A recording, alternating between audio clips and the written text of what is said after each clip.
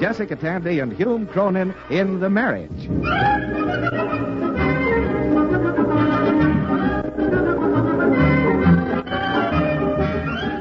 The sponsors of this program offer no endorsement of the opinions, philosophies, stubbornness, or confusion of the persons represented therein. However, with the conviction that marriage remains the most popular domestic arrangement between friendly people, NBC takes pleasure in presenting by transcription one of the most distinguished couples in the American theater, Jessica Tandy and Hume Cronin as Liz and Ben Marriott in the new dramatic series, The Marriage.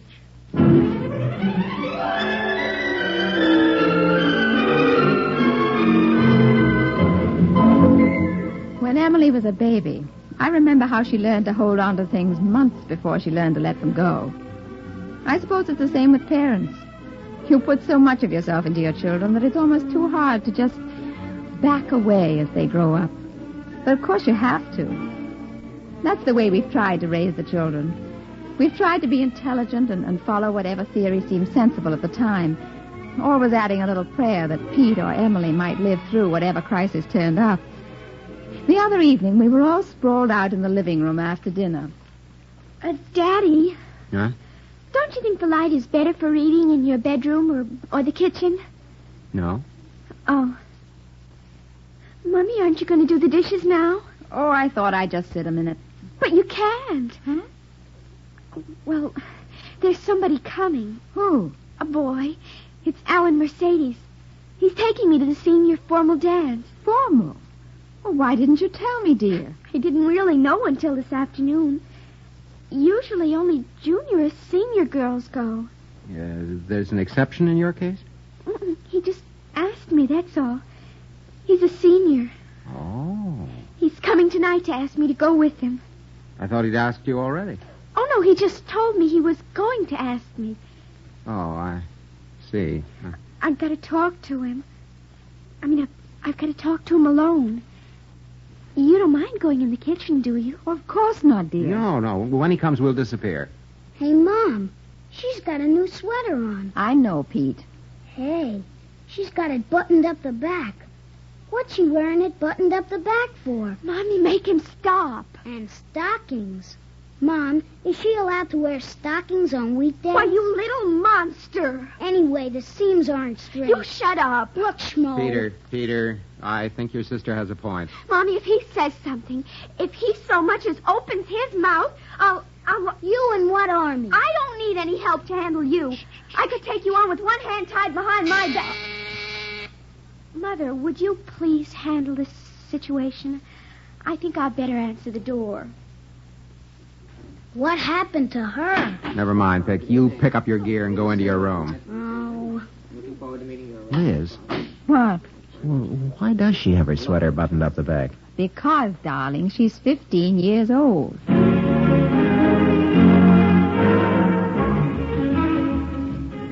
Alan Mercedes was a young man in charcoal gray flannels with a tasteful Tattersall vest.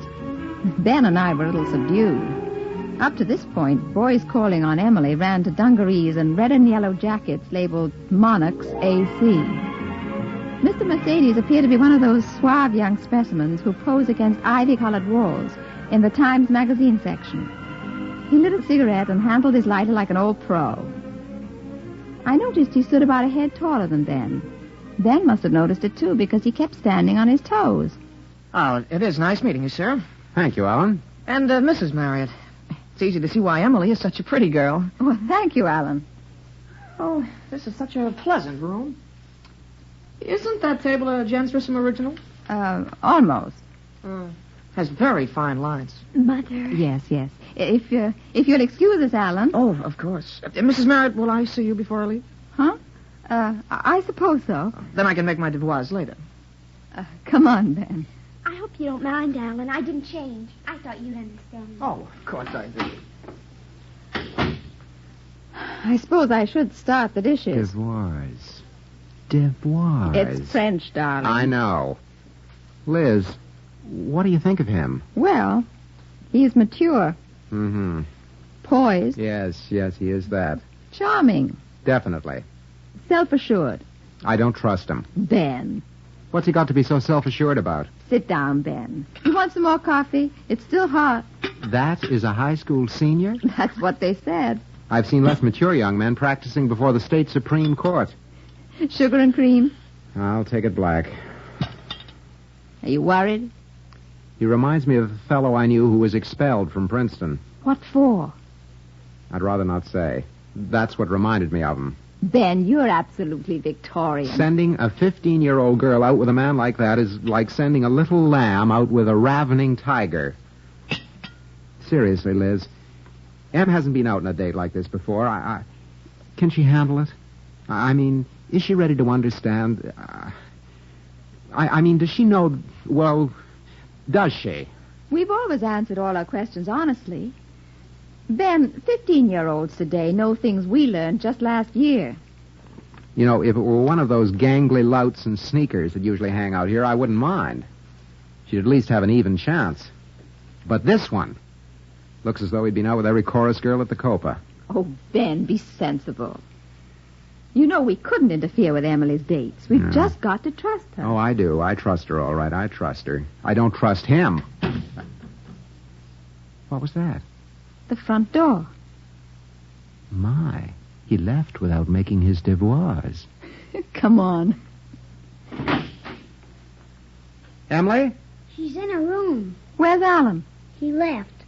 Pop, he said he wasn't taking him. He what? I left my door open to listen. He told Emily some girl, Gloria something, was speaking to him again. So he had to take her. Oh, Ben. If I get my hands on that boy, I'll break everything. Pete, go to your room, will you, dear? Okay, Mom. Call me if you need me. Yeah. Now, Ben. Ben, get a hold of yourself. Get a hold of myself, nothing. I think he's behaved like a real stinker. I could wring his neck. I know, darling, I know, but that wouldn't help Emily. Poor kid. Oh, she'll be heartbroken. Daddy, Yes, dear. can I use your typewriter for my homework? Oh, of course. Thanks. I'll be awful careful. Oh, we won't have to worry about the formal dress. We won't? No, I'm not going to the dance. There was something that, came up. It doesn't matter. Doesn't matter? Well, the dress would have been awfully expensive anyway. Oh, Alan said to say goodnight. He felt badly about not seeing you before I left. He's very polite that way. He is, eh? Well, Ben, I know some... Ben. Well, that's sad, isn't it? Can I come in now? It's all right, Pete. Emily, I was kind of supposed to go with Freddie Hoffmeyer Saturday afternoon. To the rodeo. Oh. I saved up, but I don't really want to go much. I mean, I saw it 2 years ago. Emily, would you like to take my ticket? Pete, Go ahead, Em. I want you to go. Really. It's a very good seat. Mom, I didn't mean to make Emily cry. I know, dear, I know. It was very sweet and thoughtful of you. I'm sure Emily thinks so, too, only... Well, I guess she's... Yeah, the louse. Pete. I'm sorry. Ben, couldn't we get Emily something? She does need an evening gown anyway. I could die for her, really. Her first formal... Now, don't you start. That boy. If I could get my hands on him... Pete was right. He is a louse. A pall hung over the Marriott household that evening. The atmosphere was a little like the last act of Cyrano. Bittersweet and bravely tragic. Quite seriously, I was worried about Emily. I was afraid that if she brooded on her failure, she might be a long time coming out of it. And this year, the 16th year of a girl's life, is too sweet and exciting a time to be buried in gloom and defeat. I made up my mind to have a talk with her that afternoon. did you want something, Mom? Emily, about that dance, dear. Oh, the dance. It seems awfully important to you now, but there will be others. I don't care about the others, Mom. This is the important one. I've just been thinking about it all day. Emily, you mustn't... Mom, I've got to decide what I'm going to wear. Where? Well, of course. You're going? Well, naturally. Bobby Logan asked me this morning. He's a senior. A little more trustworthy than the last one, I hope. Oh, sure. I don't have to worry this time. The girl he was going with before got married to a boy in the Navy. Well, that sounds pretty secure. Well, I have to collect myself. Well, you'll need a new dress. Shoes? Well, you can use my black evening bag and the wrap. Are you sure that girl is married? Yes, she sent us a postcard from Atlantic City. I'd feel a little better if it were Niagara. Hello. In here, Ben. Emily, depending on the dress, would you like to borrow that lace half slip of mine? The one from Paris? Uh-huh. Oh, Mommy. Hello, Emily, dear. You know, about that dance. I imagine it seems awfully important to you now, but there'll be other ones. Ben, for heaven's sake, where have you been? At the office. I stopped for a You minute on the can way. heat up that leftover roast beef for you and Pete, and there's some salad all cut up. Would you like beer? Yes, I like beer. Liz, will you Not explain now, to me dear, why- not now. The stores are open late tonight, and Emily and I have a lot of shopping to do. She's going to the dance. She's going. But I don't think I approve of that Oh, it boy. isn't him. It's another one. Another one. His girl married a sailor. We really haven't time to go into the details. Oh, and Ben, What? wash the dishes.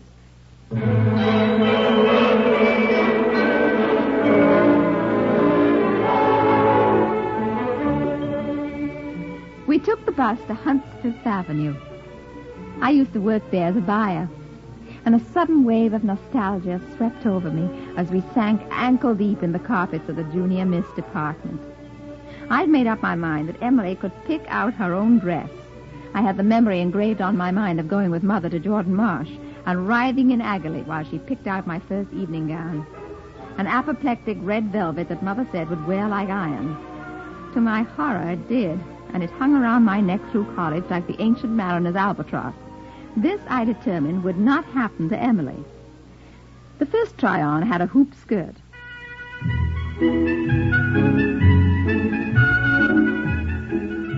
It's the latest, delicately fitted at the waist with cascades of shimmering color billowing out over cleverly concealed hoops. Mom, what happens if I want to sit down? Try it, dear. Well, all right. Whoops. You better pass up the hoop skirt. This is an entirely new silhouette, narrow, delightfully clinging, a simple yet classic sheath. Note the provocative slip up the side. It looks a little like the Shanghai gesture. I don't think I could sit down in this one either. Don't try, dear. They'll never get it together again.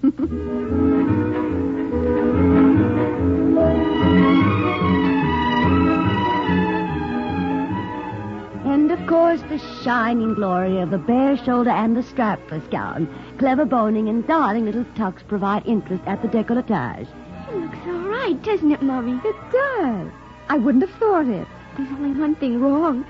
If I wear this, by the end of the evening, I'll be a nervous wreck. And then we found it. At least I found it.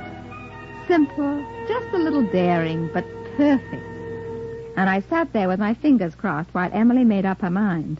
Well, it's between the white and the yellow. Oh, I wouldn't say exactly yellow, Emily. It's sort of a sunny straw, a golden apricot. Oh, Let's face it, Mommy, it is yellow. Which do you like? it's up to you, dear. But which one do you like best? Oh, I think they're both lovely. But don't you think the white one is a little high? I don't think I've ever seen a turtleneck evening gown. It's all right, Mommy. I like the yellow one better, too.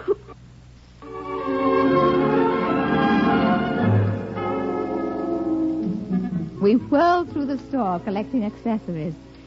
And then we stopped at a restaurant on the way home and felt very close and clubby over cottage cheese, salad, and tea. Saturday night seemed a long time coming.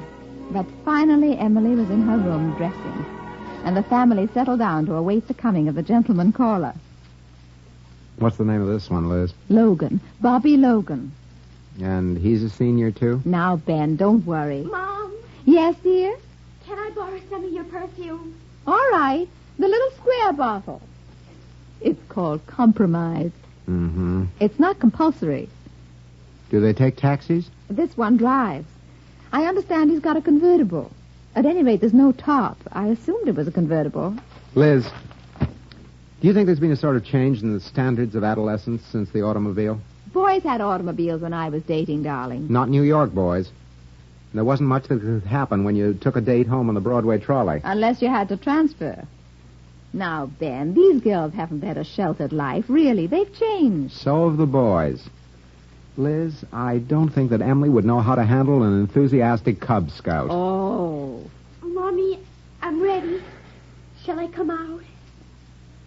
I understand it's a surefire theatrical trick to keep a girl dressed in unpressed trousers and a baggy shirt for 2 acts, and then reveal her in the third in a lovely feminine gown. Well, I can believe it. Emily, our little, barely post-adolescent Emily, swept into the room, her bouffant skirt swirling around her, her hair shining and her eyes sparkling. There was an uncomfortable silence, and finally Peter said just the right thing. Hey, Emily, you're beautiful.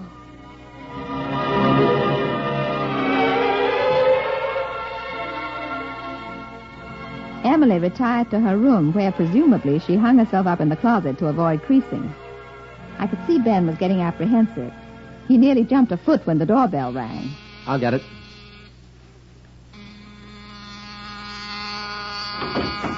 Oh, I'm sorry. It must be stuck. Oh, it does that. Here, I'll get it. Well, I'm sorry. A minute. Oh, I was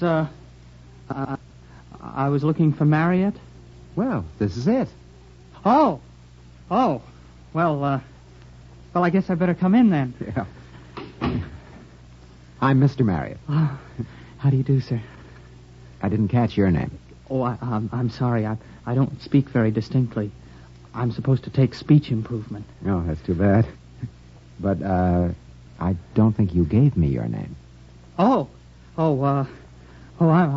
Bobby. Bobby Logan. Emily will be ready in a minute. This is Mrs. Marriott, Bobby Logan. Oh, how do you do, ma'am? Nice to see you, Bobby. Smoke? Oh, no. No, I play basketball. Oh. How tall are you, Bobby? 6'2". But I'm still growing. Goodness.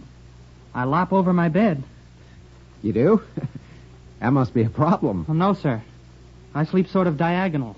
Oh, the best way. You know, I really ought to apologize. I mean, asking Em at the last minute like this. Oh, no. I really wanted to go with her all the time, but Alan Mercedes said he was, and I didn't think it was worth my asking. I don't mean it wasn't worth it, but I didn't think I had a... Well, if you knew Alan, you'd know what I mean. Yeah, we've met Alan. Hello, Bobby. I'm sorry I kept you waiting. Bobby? Oh, hello, Emily. I bought you flowers, but they were behind the chocolate pudding in the icebox, and I forgot them. Oh, that's all right. We'll get some on the way. Well, good night. Have a good time. Oh, yes, sir. Good night. Good night, Mommy. Good night, Daddy. 1 o'clock, Emily. Okay, Dad. Well, good night. I'm awfully sorry about the flowers, Emily. Oh, that's all right. Bobby, What? you're standing on my dress. Oh.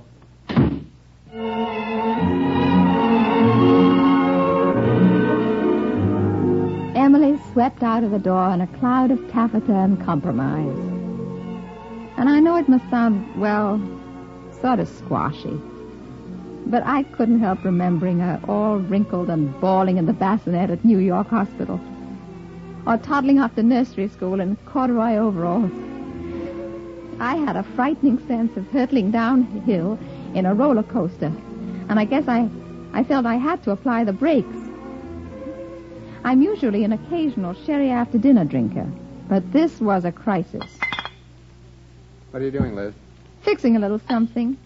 Would you like anything? Whatever you're having. Say, what's the occasion? Oh, nothing. To modern youth, self-assured, poised, and sensible. Is that a toast or a prayer? Oh, for goodness sake, Ben. I went out to a formal dance when I was 15. The boys carried pocket flasks. In Boston?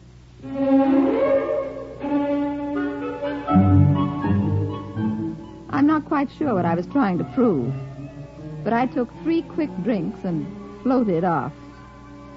I kept telling Ben how mature I'd been at 15. Sounds as though you'd lived on Tobacco Road. I'm just trying to show you there was nothing to worry about. That's pretty far back for you to remember. Far back? Far back? Why, it was only yesterday. Only yesterday. And all our yesterdays are turned to dusty... Oh, Ben. We're having a heat wave, a tropical heat wave. You're not pouring another one. Oh, no, it's the same one. We're having a heat wave, a tropical heat wave. Ben, they played that at my first formal dance. Oh, it's a wonderful song. All I remember from that era is, brother, can you spare a dime? Come on, Ben. Are we going somewhere? Come on, let's dance. Dance? Why not? I was very lovely at my first dance. Oh, I was very lovely. And I was kissed behind a potted palm. Palm isn't the only thing that's potted. Come on, Ben. We're having a heat wave. We certainly are. But I was in complete control of the situation. I assure you, even though I was but 15, I was in complete control of the situation. And don't think there wasn't a situation. Oh, I don't. And the girls today, are you listening? Intently. The girls today, if they'd been there then, would be just as competent. Because today is just like yesterday. Mm-hmm. Do I make myself clear? You've made yourself transparent. Oh, isn't that nice? I look just like Emily. Only, of course, she's prettier. And I was the master of the situation.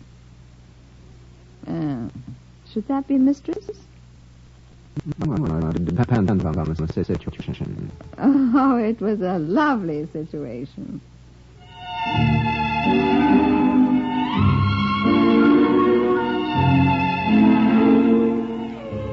Ben, what time is it? Are you all right now? Cold soaked.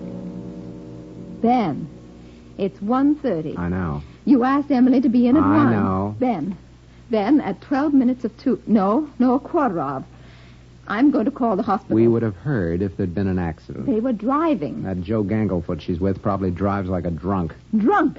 Ben, you don't think... She's only half an hour late. So far. Half an hour?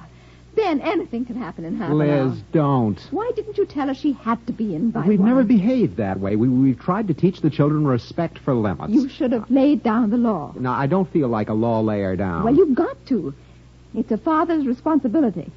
It's about time you exercised authority. When she comes home, you've got to talk to her. Really talk to her. Yes, well, I suppose so. Well, there's no question about it. You've got to be firm. I'm going to call the police. Now, Liz, don't be hysterical. I'm not being hysterical. It's a sensible thing to do. I'm perfectly calm. Well, what do I do? Say I want a policeman? I think you better dial first. Oh, well, I'll dial. Oh. Wait a minute. What is it? I think they drove up in front of the house. Are you sure? Come here. Here. Look out the window. Well, where are they? Still in the car. What's happening? Either she's dropped her gloves on the floor Or what? I think he kissed her. What's happening now? Encore. Oh, I can't see. Ben, you're in the way. Don't let them see you. I won't. Well, thank goodness, here she comes. Yeah. Now, Ben, you remember. All right.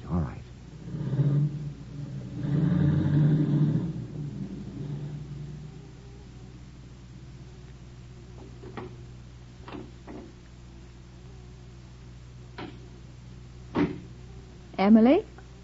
Are you still up, Mom? Ben? Emily? I hope you had a good time.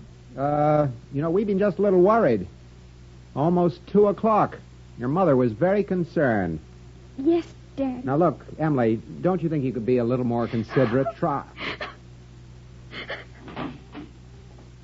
See, what did I say? Can't you see something's wrong? Well, maybe I'd better... You stay right there. Oh, don't you want me to go? Emily? Oh, there now, darling. It's all right. It's all right. Mom.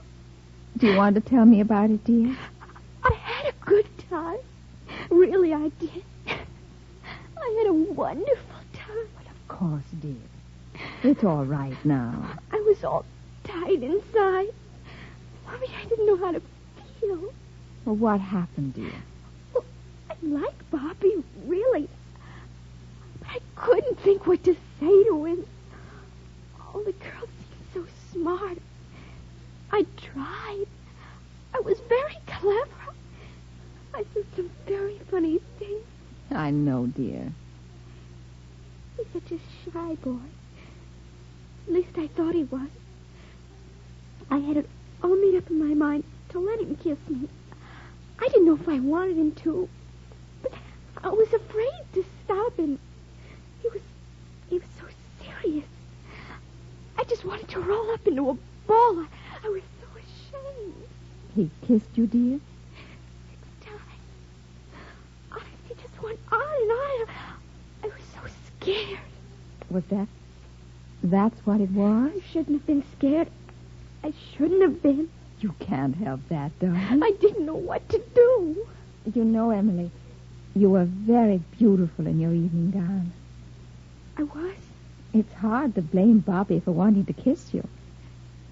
Mom, the first time I closed my eyes. I always do. You do? I'm not surprised that he wanted to keep on kissing you. Darling, a man does that when he's fond of a woman. A woman? Well, more or less. Then it's all right, Mommy. Emily, darling, I think you did very well. I did? Uh-huh. Is Daddy mad at me for being so late? That's all right, dear. Just leave it to me. We women have to help each other, don't we? You go on. Get ready for bed. It's late. Mommy? Hmm? I think being a woman's awful nice.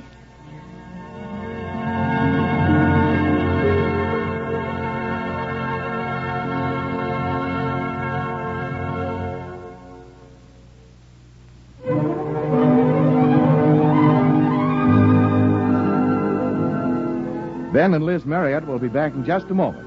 In the meantime, let us extend an invitation on behalf of our stars, Jessica Tandy and Hume Cronin, as well as the National Broadcasting Company, to all of you to drop by next week at this time for another half-hour observation and transcription of The Marriage, written by Ernest Kenoy. Denise Alexander plays Emily, David Pfeffer, Pete, Jack Grimes was heard as Alan, and William Redfield as Bobby Logan. The Marriage is an NBC Radio Network production directed by Edward King. This is Bob Denton speaking.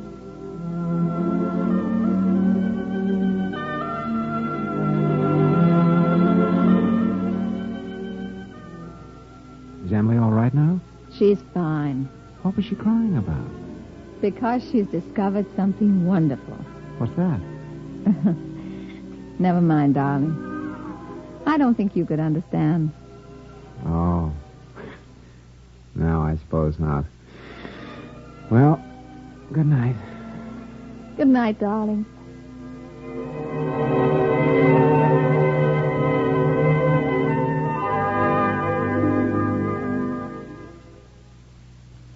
Listen to The Hollywood Story next on the NBC Radio Network.